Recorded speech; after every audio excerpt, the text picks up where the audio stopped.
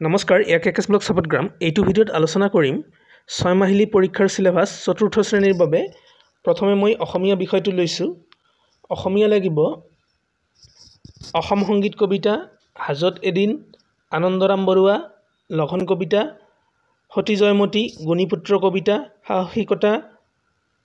চন্দ্ৰপ্ৰভা শইকীয়ানী লগতে পাঠভিত্তিক যিবিলাক ব্যাকৰণ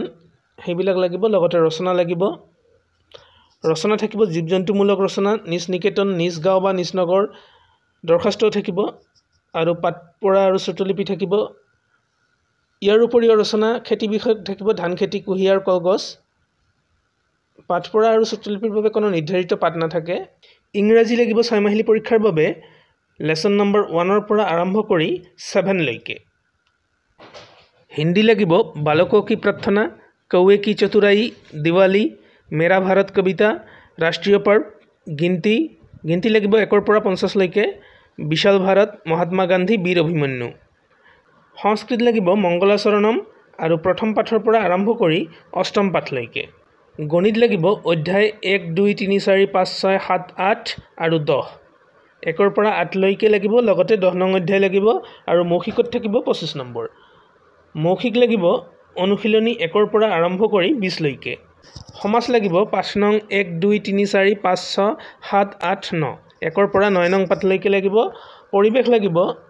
2 3 4 5 এইকেইটা পাঠ 2 নং পাঠ সৌৰজগত আৰু প্ৰাকৃতিক পৰিবেশ 3 নং পাঠ পৃথিৱীখন বসবাসৰ উপযোগী কিয় 4 নং পাঠ পৃথিৱীখন জীৱৰ বিচৰণ আৰু 5 নং পাঠ পৃথিৱীত পানীভাগ বিজ্ঞান লাগিব অধ্যায় 2 ৰ পৰা আৰম্ভ কৰি অধ্যায় 11 লৈকে আৰু সাধাৰণ জ্ঞানত 25 নম্বৰ থাকিব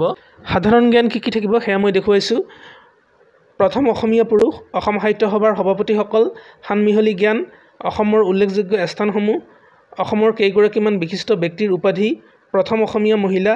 সাহিত্য একাডেমী বঁটা পোৱা সাহিত্যিক আৰু গ্ৰন্থসমূহ জানিবলগীয়া দিৱসসমূহ শংকৰদেৱ বঁটা বিজয়ী শিশু শিক্ষা সমিতি অসমৰ পৰিচয় প্ৰধান কাৰ্যালয় গঠনৰ চন প্ৰথম বিদ্যালয় বিদ্যাভাৰতী সংবাদ আদি সম্পৰ্কীয় প্ৰশ্ন লগতে হেহতীয়া সাধাৰণ জ্ঞানৰ উল্লেখযোগ্য ঘটনা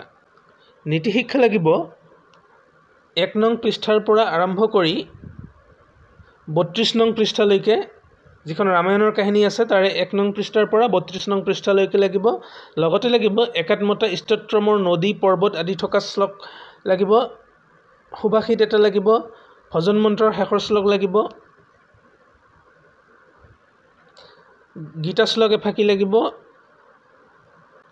তো ভিডিঅ'টো এইখিনিয়ে পৰৱৰ্তী ভিডিঅ'ত আকৌ লগ পাম ধন্যবাদ